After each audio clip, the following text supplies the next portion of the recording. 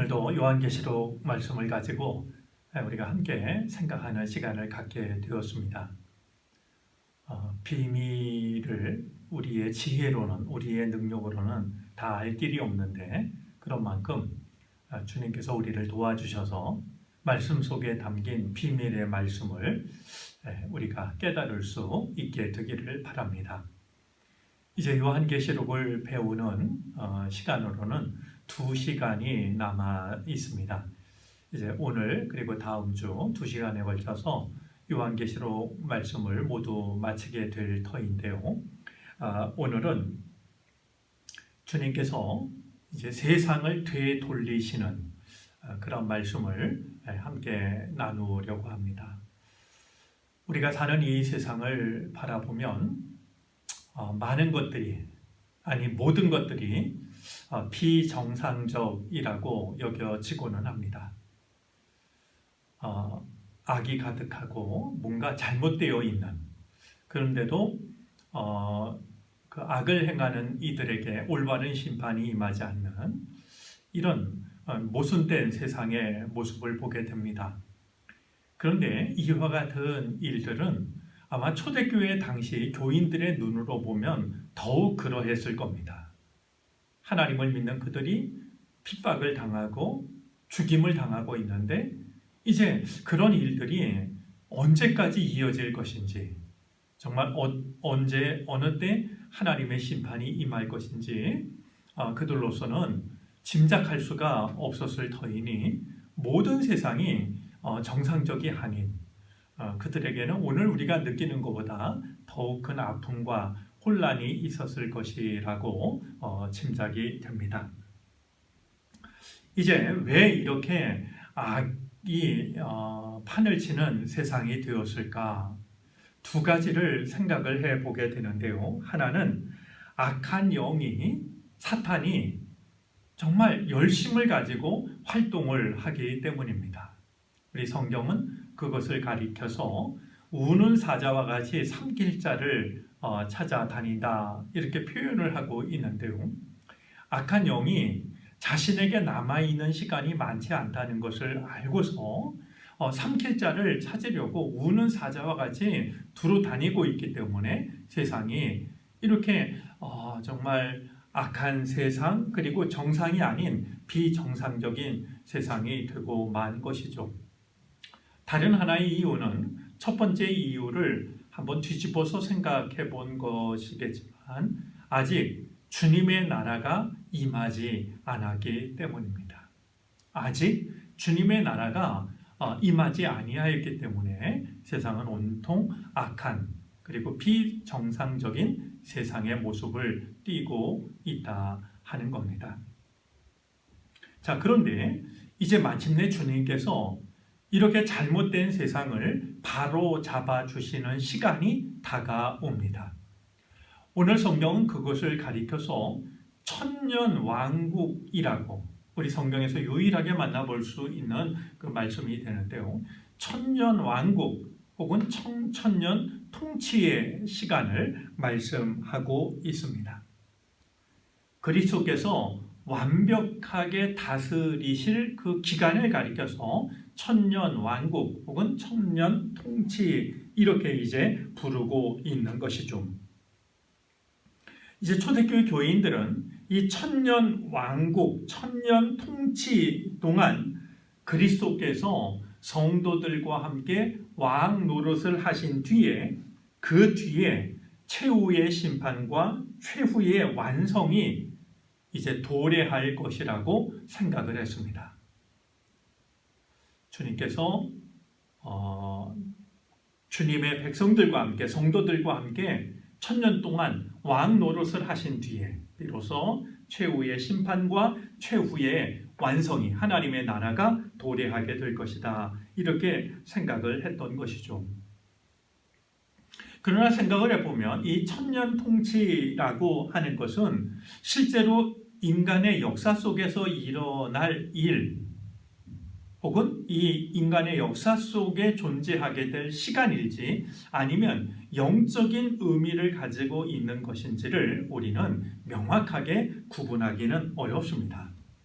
우리는 성경을 통해서 이제 하나님의 나라가 영원하다라고 하는 것을 여러 곳에서 만나게 됩니다. 이사야서 9장 7절에 나오는 예언의 말씀이 그러하고, 천사가 마리아에게 예언하고 있는 누가복음 1장 32절부터 33절까지의 말씀 속에도 담겨져 있습니다. 그리고 우리가 읽었던 요한계시록 11장 15절 말씀을 통해서도 주님이 다스리는 나라가 영원하다라고 하는 사실을 확인할 수가 있습니다.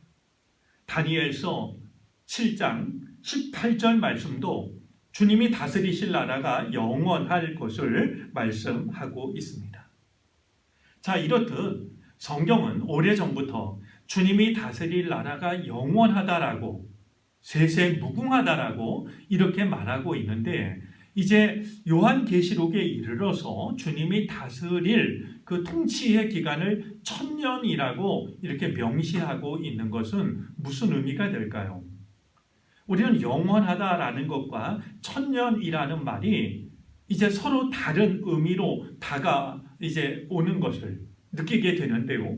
과연 이 세세토록이라는 말과 1000년이라는 말은 어떤 연관이 있는 것일까? 우리는 생각해 볼 필요가 있습니다. 먼저 우리가 기억해야 될 것이 있는데요. 1000이라고 하는 숫자가 가지고 있는 의미입니다. 우리 성경에서 1000이라는 숫자가 가지고 있는 의미는 인간이 셀 수 없을 만큼 많은, 이런 뜻이 됩니다. 우리 14만 4천 명도 요한계시록에 나오는 구원받을 자 14만 4천 명도 구원받을 사람의 수가 겨우 14만 4천 명이라는 뜻이 아니라 14만 4천이라는 이 숫자는 12 곱하기 12 곱하기 1000에 해당이 됩니다. 12지파, 12사도, 그리고 헤아릴 수 없을 만큼 많은 사람들.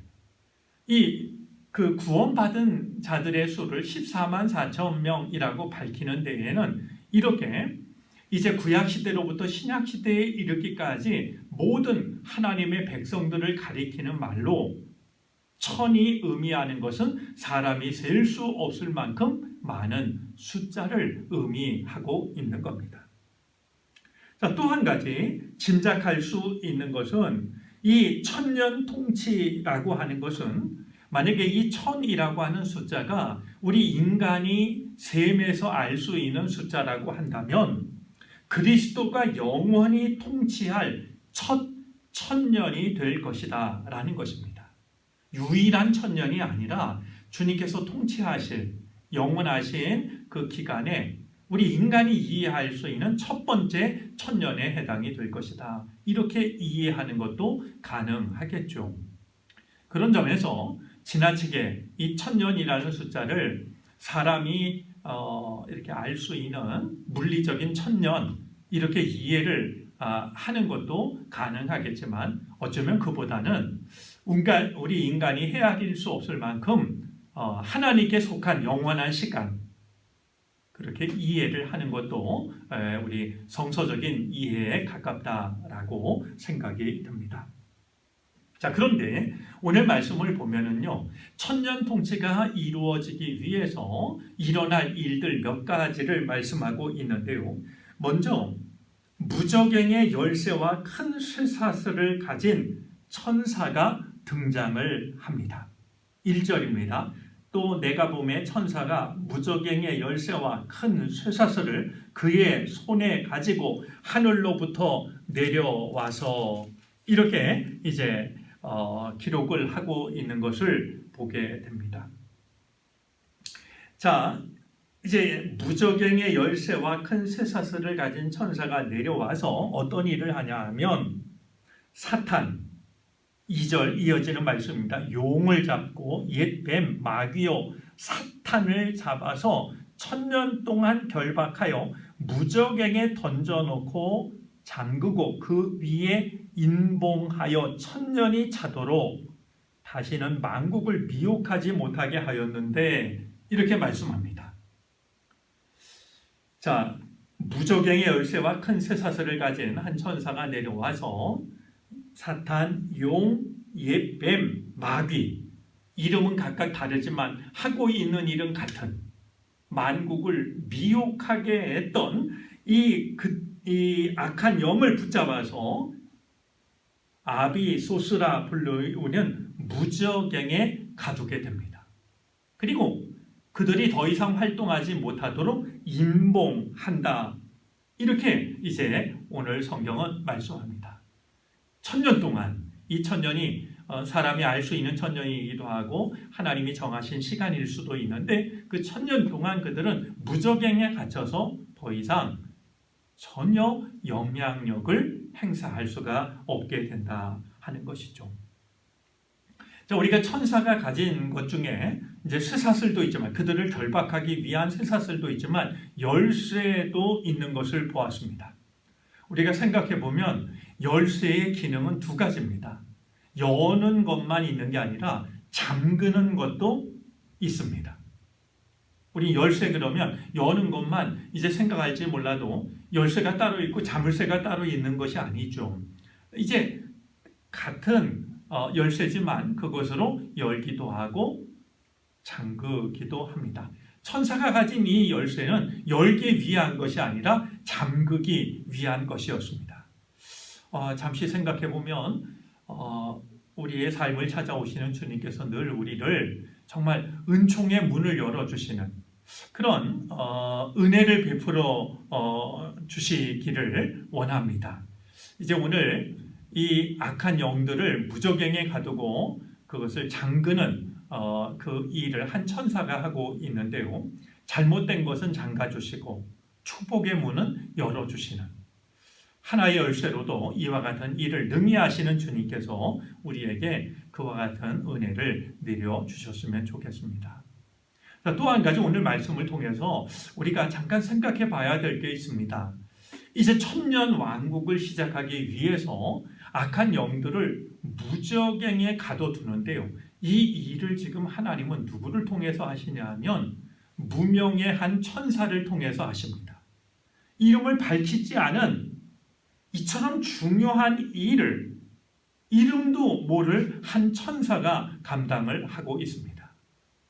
우리는 하나님 앞에 보잘것없는 존재일 수 있습니다. 그러나 하나님께서 우리를 쓰시면은 우리는 놀라운 일도 감당할 수가 있게 됩니다.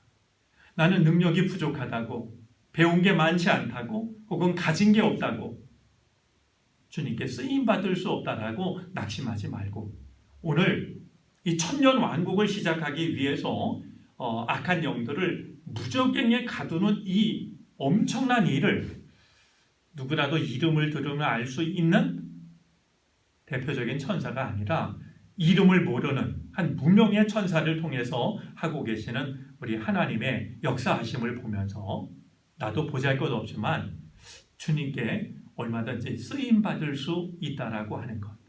내가 쓰임받으면 나의 능력으로 할 수 없었던 놀라우신 주님의 뜻을 이룰 수 있다라고 하는 것. 그것을 또한 마음에 담아둘 수 있었으면 좋겠습니다. 자, 그런데 오늘 말씀을 보면은요, 한 가지 우리가 놓치기 쉬운, 그러나 놓쳐서는 안 될 말씀을 만나게 됩니다. 3절인데요. 자, 1000년 동안 무저갱에 집어넣고 인봉해서 다시는 어떤 일도 못하게 하시는데요. 3절 마지막 부분에 보면 그 후에는 반드시 잠깐 노일이라 라는 말씀이 있습니다. 무정에게 갇힌 그들이 영원토록 갇혀 있는 것이 아니라 반드시 잠깐 놓일 것이다. 이렇게 말씀합니다. 이것이 무엇을 의미하는지는 우리 오늘 20장 저 뒷부분에 가면 다시 한번 확인을 하게 되겠습니다만 왜 이 말씀을 하실까를 우리는 생각해 볼 필요가 있습니다. 우리 신앙생활을 할 때요, 어려움이 없으면 우리는 안일해지기가 쉽습니다. 그냥 편하기만 하면 우리들이 신앙생활을 훨씬 더 잘할 것 같지만 사실은 그렇지가 않습니다. 믿음의 잠에 빠지기가 쉽습니다. 천년이라고 하는 시간이 너무나 긴 시간이기 때문에 그 기간 동안 악한 영이 무저갱에 갇혀 있으면 이제는 우리가 깨어 있지 않아도 되겠구나. 안일함에 빠질 수가 있습니다. 그런 우리를 위해서 주님께서는 반드시 잠깐 풀려날 때가 있다라고 이렇게 경고를 하고 계신 것이 아닐까 하는 생각을 해보게 됩니다. 이제 어려움이 없다고, 평안하다고, 정말 내가 열심히 신앙생활하지 않아도 된다 이렇게 생각하지 마시고, 어떤 경우에도 우리에게 중요한 것은 늘 깨어있는 믿음이 필요합니다. 반드시 그들이 잠깐 이제 놓여지게 될 것이라 라고 이렇게 일러주고 계시니까, 언제 정말 영원히 사라질 것 같았던 악한 영이 언제 다시 내게 다가온다 할지라도 깨어서 그것을 분별하고 이겨낼 수 있는 믿음이 우리에게 필요한 겁니다. 좀 그런 마음을 우리가 늘 잃어버리지 말고, 그냥 편하다고 어려움이 없다고 믿음의 안일함에 빠지는, 믿음의 잠에 드는 이런 일이 우리에게 없었으면 좋겠습니다. 자, 이렇게 악한 영이 무저갱에 갇히게 되면 이어지는 일들이 있는데요. 4절 말씀입니다. 또 내가 보좌들을 보니 거기에 앉은 자들이 있어 심판하는 권세를 받았더라 말씀합니다. 자, 오늘 이 4절을 두고서요, 그랜트 오스본이라는 이는 이렇게 말했습니다. 계시록 20장 4절보다 더 수수께끼 같은 구절은 요한계시록에 별로 없다. 이 요한계시록 20장 4절 말씀을 이해하는 것이 어렵다라고 이렇게 말하고 있는데요. 그러나 우리가 곰곰이 생각해 보면 몇 가지 짐작할 수 있는 게 있습니다. 보좌에 앉은 이 사람들이 누굴까? 크게 어렵지 않다라고 여겨지는 것이 있는데요. 계시록 3장 21절 말씀에 보면 어떤 말씀이 있냐면, 이기는 자에게는 보좌에 앉게 하겠다라는 말씀이 있습니다. 아무리 세상이 악하고 믿음을 지키기에 아무리 어려운 세상이라 할지라도 끝까지 믿음을 지키는 자, 이기는 자에게는 보좌에 앉게 하겠다라고 약속을 하셨습니다. 자, 그런 점에서 오늘 보좌에 앉은 사람들은 이 사람들이 누굴까? 크게 어려운 것이 아니라요, 어떤 핍박과 박해 속에서도 끝까지 믿음을 지킨 사람들이라고 하는 것을 생각할 수가 있게 됩니다. 이제 이어지는 말씀을 보면은요, 또 내가 보니 예수를 증언함과 하나님의 말씀 때문에 목베임을 당한 자들의 영혼들과, 우리 이 말씀을 통해서 한 가지 기억하고 넘어가야 될 게 있는데요. 순교라는 말과 증인이라는 말은 같은 단어입니다. 우리가 순교한다라고 하는 것은 예수님의 증인이 된다는 것이고요. 증인이 되기 위해서는 내가 순교하는 것이, 죽는 것이, 내가 죽는 것이 필요합니다. 이 둘은 같은 것인데요.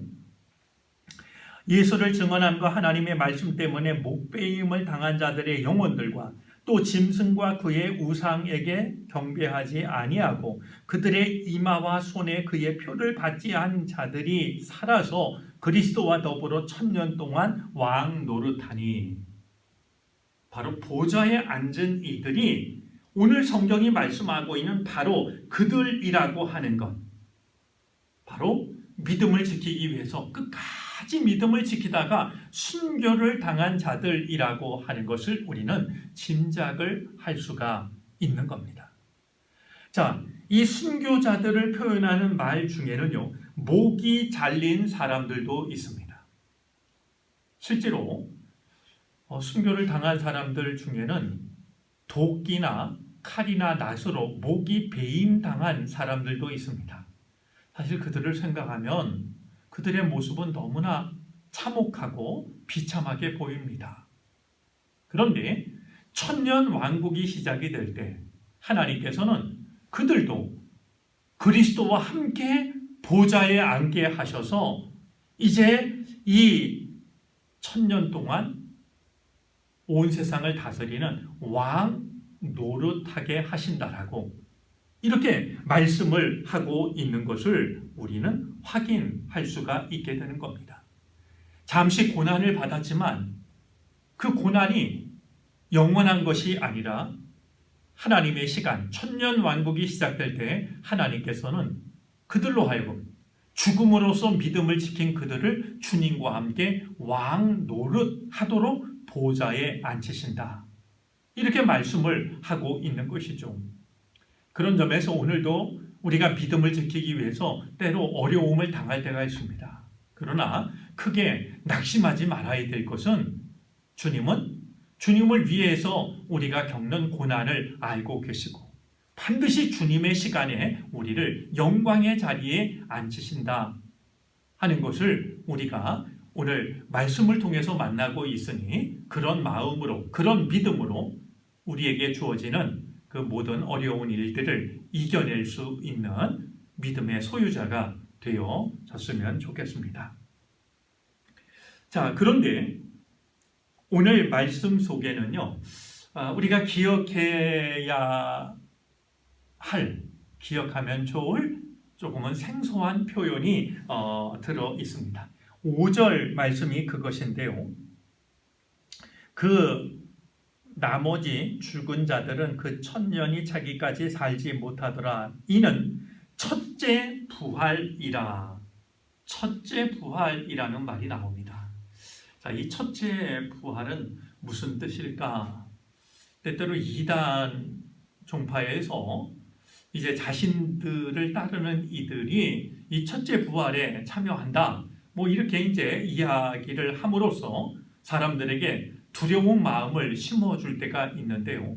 오늘 이 첫째 부활이라고 하는 것은 지금까지 말씀했던 것과 연관된 말씀으로서 이 첫째 부활은 무엇을 말하냐 하면 그리스도를 위해서 목숨을 바친 순교자들이 다시 살아나는 것, 그것을 첫째 부활이라고 말하고 있는 겁니다.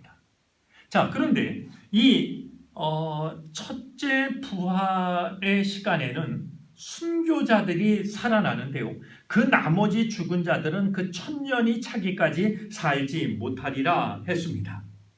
순교자 이외의 사람들은 천년 통치 이후까지 기다려야 한다라는 것이죠.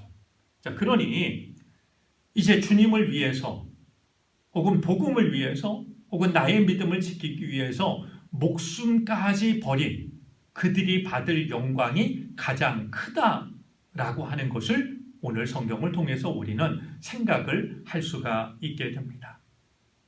또 하나, 이제 순교라는 말이 증인이라는 말과 같은 뜻이라 했으니 주님을 전하는 증인의 삶을 산다라고 하는 것이 얼마나 복된 일인가 하는 것도 우리가 아울러 마음에 담아 두면 좋을 것 같습니다. 자, 이어지는 6절 말씀을 보면은요, 첫째 부활에 참여하는 이들이 누리게 될 복을 말씀합니다. 6절입니다. 이 첫째 부활에 참여하는 자들은 복이 있고 거룩하도다. 첫 번째 복은요, 둘째 사망이 그들을 다스리는 권세가 없고 했습니다. 더 이상 어떤 죽음도, 그들은 첫 번째 죽임을 당했어요. 순교한 거죠. 근데 또 다른 죽음이 그들을 다스릴 권세가 없다라고 말씀을 합니다. 이제 더 이상 어떤 죽음도 그들에게 다가올 수가 없다라고, 그들을 해칠 수가 없다라고 말씀을 하고 있는 겁니다. 그렇다면 그들에게 주어질 복은 영원한 생명이 될 겁니다. 자, 두 번째 복은요, 하나님과 그리스도의 제사장이 되는 겁니다. 도리어 그들이 하나님과 그리스도의 제사장이 되어 라고 말씀합니다. 이제 라틴어로요, 제사장은 다리를 놓는 사람이라는 뜻입니다. 자, 순교자들이 받을 복 중에 하나는 하나님과 사람들 사이에 다리를 놓아주는 말이죠. 많은 사람들이 하나님께로 나아올 수 있도록 다리 역할을 해주는 바로 그런 복을 누리게 된다라고 오늘 성경은 말씀을 하고 있는 겁니다. 저는 우리가 주님을 위해서 내 자아가 죽는, 그래서 주님을 증인하는 삶을 살아감으로써 하나님과 이 세상, 주님과 사람들, 그들 사이에서 다리가 되어줄 수 있는 우리가 되어졌으면 좋겠습니다. 우리 나 하나의 믿음, 나 하나의 구원에 급급한 그런 것이 아니라 오늘 성경이 말씀하고 있는 첫째 부활에 참여하는 자, 끝까지 믿음을 지키고 그러기 위해서 내 자아가 죽는 증인의 삶을 살아감으로써 하나님과 세상, 주님과 사람들 사이에 다리를 놓아주는 그런 복된 사람, 복된 믿음의 소유자가 되어지기를 바랍니다. 마지막 세 번째 복은요, 1000년 동안 그리스도와 더불어 왕 노릇하리라. 이 세상에서는 비참하게 패배자처럼 생을 마감했을지 몰라도 주님의 시간이 도래하면 그들은 주님의 시간 동안 내내 주님과 함께 왕노릇하게 될 것이다 라고 약속을 하고 있습니다. 우리 이 세상의 삶이 전부가 아니라고 하는 것, 그리고 내가 주님을 위해서 받는 고난도 손해나 실패가 아니라고 하는 것 마음에 담아두고 오늘 이제 이 성경이 말씀하고 있는 첫째 부활에 동참하는 자가 되어서 성경이 말씀하고 있는 이 은혜와 복을 받아 누릴 수 있게 되기를 바랍니다. 자, 그런데요, 이제 이어지는 말씀이 우리 아까 반드시 잠깐 놓일 것이다. 무저갱에 1000년 동안 묶여있던 이 악한 영들이 반드시 잠깐 놓일 것이다 라는 말씀을 대했었는데요. 7절부터 10절까지의 말씀을 보면 바로 거기서 노임받은 이 악한 영들이 다시 활동을 하기 시작하고 그러면 어떤 일들이 벌어지고 그 결과가 어떠할지를 이제 말씀을 합니다. 자, 1000년이 지나면 마귀가 잠깐 노임을 받게 되는데요. 8절 말씀에 보면 우리에게 조금 생소한 단어가 나옵니다. 자, 그들이 옥에서 놓여 나와서 땅의 사방 백성 곧 곡과 마곡을 미혹하고 모아 싸움을 붙이려니 그 수가 바다의 모래 같으리라 라고 말합니다. 자, 곡과 마곡, 이게 과연 뭘까? 이제 우리가 잘 모르기도 하고 궁금하기도 한데요. 성경에서 이 곡과 마곡이라고 하는 이 말은 가장 먼 곳에 퍼져 있는 하나님의 적들, 하나님의 대적자들을 가리키고 있는 말이 됩니다. 그러니까 숨어있는, 알지 못하는, 구석구석 숨어있는 말이죠. 그런 하나님을 대적하는 이들을 가리키는 말인데요. 이제 이 1000년 왕국이 끝나갈 무렵에 무저갱에 있던 악한 영이 풀려나면, 옥에서 풀려나면 그들이 이제 힘을 결집하기 시작을 합니다. 그들의 수가 얼마나 많은지 오늘 말씀을 보니까 그 수가 바다의 모래 같으리라. 그들의 수가 얼마나 많은지 바다의 모래와 같아서 9절입니다. 그들이 지면에 널리 퍼져 성도들의 진과 사랑하시는 성을 두루매 그들이 다시 정말 그 믿는 자들을 다시 애워쌀 만큼 포위할 만큼 말이죠. 그들의 수가 참으로 많다라고 하는 것을 오늘 성경은 일러줍니다. 그들은 그리스도와 함께 왕노릇하고 있는 순교자들을 애워쌀 만큼 그렇게 집요합니다. 자, 우리가 정말 이 악한 영이 무저갱에 갇히면 모든 것이 다 끝날 것 같지만 언젠가는 그들이 잠깐 노임을 받아가지고 저 땅 끝에 있는 악한 세력들과 다 힘을 합해가지고 그러다 보니까 그 수가 바다의 모래알처럼 많은데 그들은 다시 힘을 합해가지고 그리스도와 함께 왕노릇하고 있는 다섯 보좌에 앉아있는 말이죠. 그런 순교자들을 애워쌀 정도로 집요하게 마지막 힘을 발휘하고 있는 것을 확인할 수가 있습니다. 우리는 이와 같은 말씀을 통해서 두 가지 사실을 확인하게 되는데요. 사탄은 완전히 구제불능이라고 하는 것, 끝까지 그의 속성을 버리지 못한다라고 하는 것.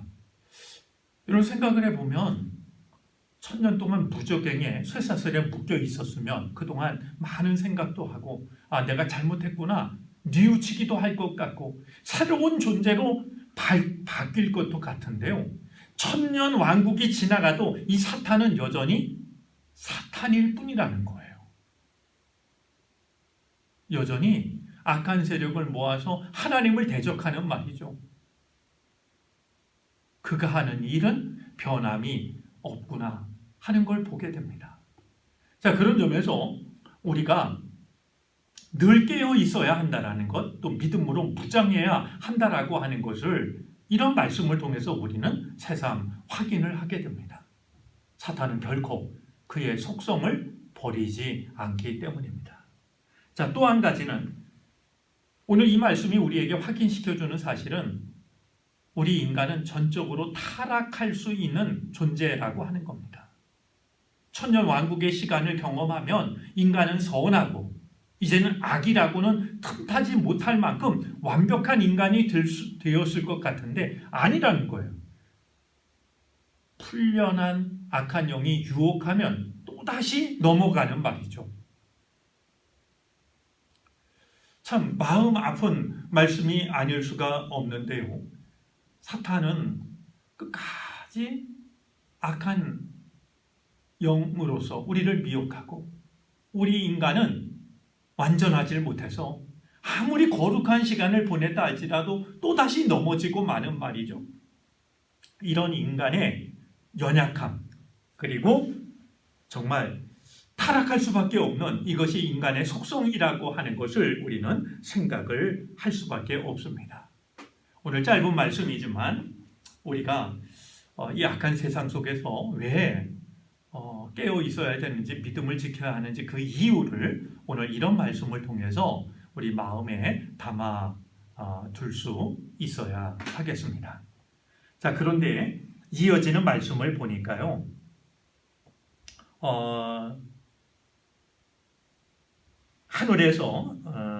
9절입니다. 하늘에서 그들은 성을 포위하지만 하늘에서 불이 내려와 그들을 태워버리고 또 그들을 미혹하는 마귀가 불과 유황 못에 던져지니 거기는 그 짐승과 거짓 선지자도 있어 세세토록 밤낮 괴로움을 받으리라. 이제는 더 이상 풀려 나올 수 없는 영원한 심판의 자리에 그들은 이제 갇혀지고 맙니다. 그래서 결국 이제 하나님의 완전하신 승리가 이루어질 때가 있다라고 오늘 성경은 우리에게 일러줍니다. 자, 이제 이 풀려났던 사탄 때문일까요? 오늘 11절부터 15절까지에는 두 가지 책에 관한 이제 최후의 심판 이야기가 나오고 있는데요. 하나는 생명책이고 또 하나는 다른 책들을 의미합니다. 한 성경 주석가는 요한계시록 20장 11절부터 15절을 가리켜서 이렇게 말했습니다. 성경 전체에서 가장 심각하고 엄숙하며 비극적인 본문이다. 이렇게 표현을 했습니다. 왜 이런 표현을 했을까? 바로 보좌 앞에 놓여 있는 책들 때문인데요. 자, 오늘 말씀을 보니까 요한은 보좌에 앉으신 하나님을 바라봅니다. 자, 그런데 오늘 이 하나님은 어떻게 표현이 되고 있냐면 11절입니다. 또 내가 크고 흰 보좌와 그 위에 앉으신 이를 보니 했습니다. 하나님은 어디에 앉아 계시냐면 크고 흰 보좌에 앉으셨습니다. 여기서 크다라는 말은 위대하다라는 뜻도 있지만 영원하다라는 뜻도 가지고 있습니다. 또 흰 보좌 그랬는데 희다라는 말은 하나님의 거룩하심, 하나님의 정결하심을 나타낼 뿐만이 아니라 그분이 내리시는 심판이 무흠하다라는 사실을, 의로우시다라고 하는 사실을 나타내기도 합니다.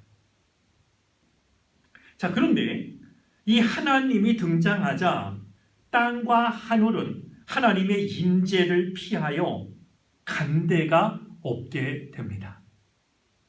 자, 그 위에 앉으신 이를 보니 땅과 하늘이 그 앞에서 피하여 간데에 없더라.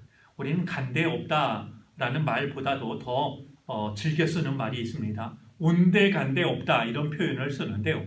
자, 하나님이 이제 보좌에 앉으시니까 땅과 하늘이 그 앞에서 온데간데 없이 사라지고 말았다라는 겁니다. 마치 촛농이 뜨거운 데 가니까 녹아 사라지듯이, 빛이 비치니까 어둠이 사라지듯이 하나님 앞에서 땅과 하늘이 사라지고 맙니다. 모든 존재가 거룩하신 하나님 앞에서 사라지는 겁니다. 무로 돌아가는 것이죠. 사실 생각해보면 창세기의 말씀은 하나님께서 무로부터 이 아름다운 세상을 창조하지 않으십니까? 근데 요한계시록 이 마지막 부분에 이르러서 하나님이 보좌에 이제 나타나시니까 땅과 하늘이 다시 무로 돌아가는 그와 같은 말씀을 하고 있는 것을 우리가 오늘 본문을 통해서 만나게 되는데요. 이렇게 하나님의 시간이 창세기와 요한계시록에서 서로 의미를 가지고 있는 것을 확인하게 됩니다.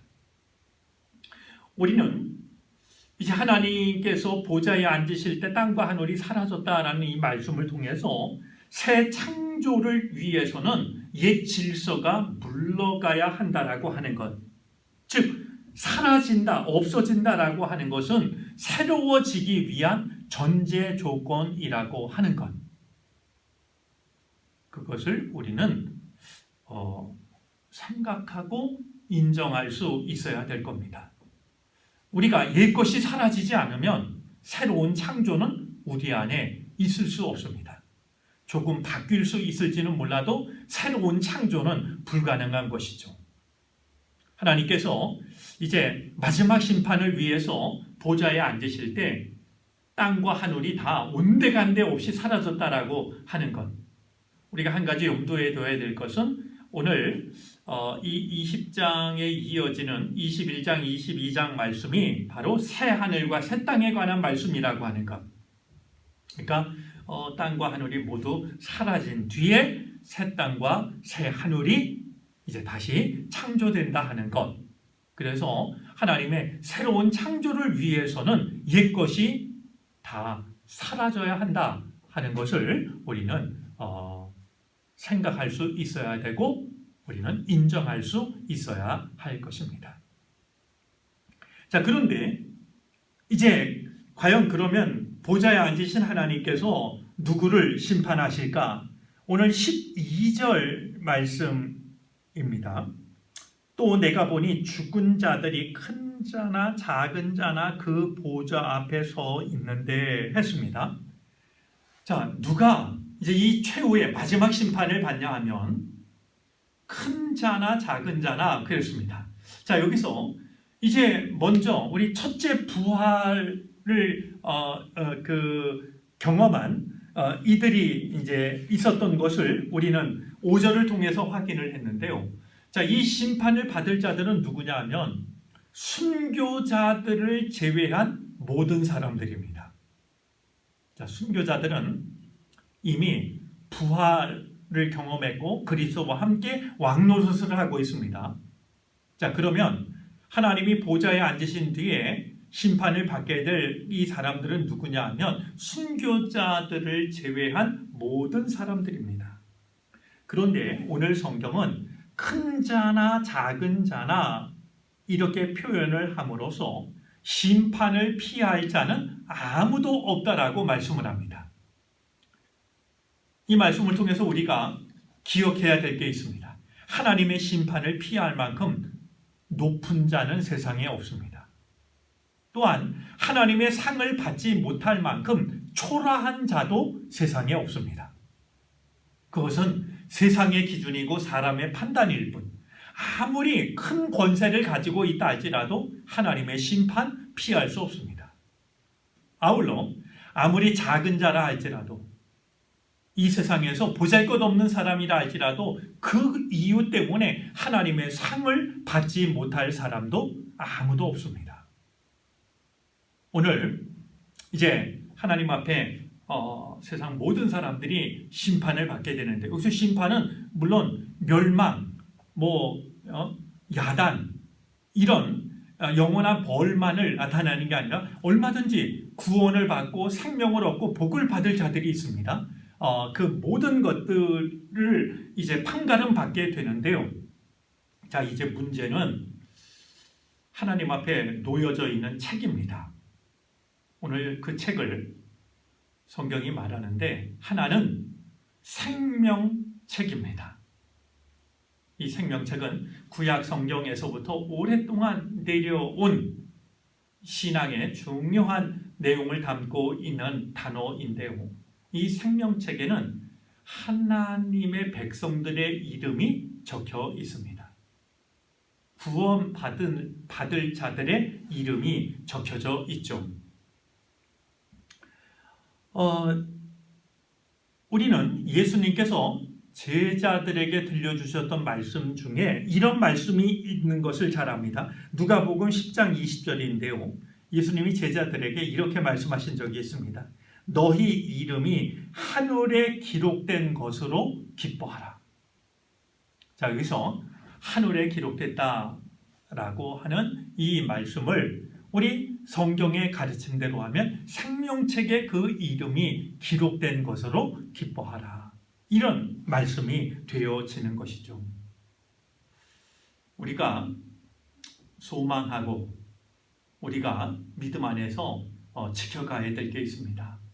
우리들의 이름이 생명책에 기록되어 있다라고 하는 것, 또한 기록되어야 한다라고 하는 것, 그 생명책에 우리들의 이름이 빠져서는 안 된다라고 하는 것, 우리는 이 사실을 기억해야 되고 우리는 이것을 위하여서 우리가 지킬 수 있는 믿음을 온전히 지킬 수 있어야 됩니다. 생명책에 이름이 기록되는 것, 우리는 오늘 말씀을 통해서 우리 신앙생활에 있어서 그보다 더 중요한 사실이 있을 수 없다라고 하는 것을 마음에 담아 두어야 하겠습니다. 자, 또 하나가 있는데요. 그것은 오늘 성경에 의하면 책들이 펴 있고 또 다른 책이 펴졌으니고 생명책이라 그랬습니다. 자, 생명책이 하나 있고 책들이 이제 놓여져 있습니다. 근데 이 책에는 무엇이 기록이 되어져 있냐 하면 죽은 자들이 자기 행위를 따라 책들에 기록된 대로 심판을 받으리니 말합니다. 자, 결국 생명책에는 구원받을 자들의 이름이 기록되어 있는 것에 비해서 그 외의 다른 책들에는요, 우리들의 모든 행위가 기록이 되어져 있다라고 오늘 성경이 밝히고 있는 겁니다. 모든 사람들의 품행을 기록한 책이라고 하는 것이죠. 하나님은 우리가 행한 악한 말, 악한 생각, 악한 행위를 모두 알고 계십니다. 이와 같은 사실을 오늘 성경은 책들의 그 행위가 기록되어져 있다라고 말씀을 하고 있는 것이죠. 자, 그러나 오늘 이 말씀 속에서 우리가 한 가지 더 생각해야 될 것은요, 이 책들, 우리의 행위가 기록된 책들은 복수인데요, 생명책은 단수로 되어져 있습니다. 우리는 이 사실을 통해서도 주님의 마음, 하나님의 마음을 헤아릴 필요가 있습니다. 아마 하나님은 우리 사람의 표현대로 하자면 생명책에 더 많은 사람들의 이름이 기록되기를 원하셨을 겁니다. 그래서 생명책이 복수가 되기를 원하셨을 겁니다. 근데 하나님 앞에 놓여져 있는 책들을 보니까 인간의 행위, 하나님 앞에 용서받지 못한 인간의 행위를 적은 책들은 복수이고, 이름이 적힌 책은 단수로 되어져 있는 것을 보게 되는 것이죠. 이 광경은 하나님의 마음과는 다른 모습일 겁니다. 우리 하나님의 마음을 헤아리면서 하나님께서는 더 많은 사람들이 구원받기를 원하시는데, 우리 인간은 용서받지 못한 그 죄를 늘려가고 있다라고 하는 것을 우리가 오늘 이 단순한 말씀을 통해서도 마음에 담아둘 수 있어야 할 것입니다. 자, 15절 마지막 절은 이렇게 말씀합니다. 누구든지 생명책에 기록되지 못한 자는 불못에 던져지리라.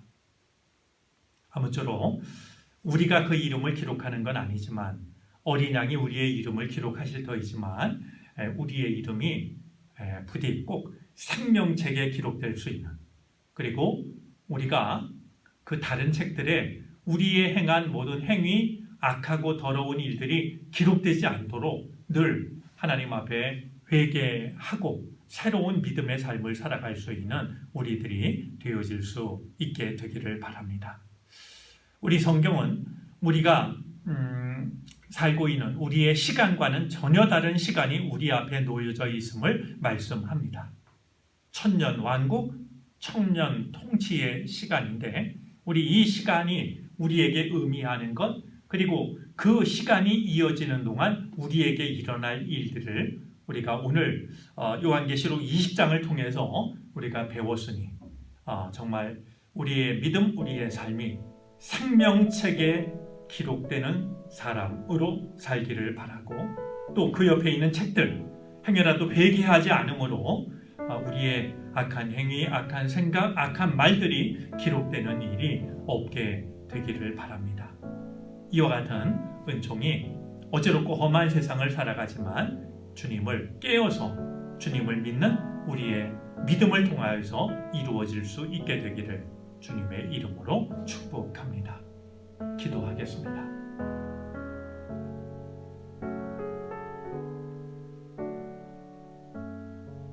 우리가 사는 이 세상을 바라볼 때 많은 것들이 삐뚤어져 있고 병들어 있음을 생각하지 않을 수가 없습니다.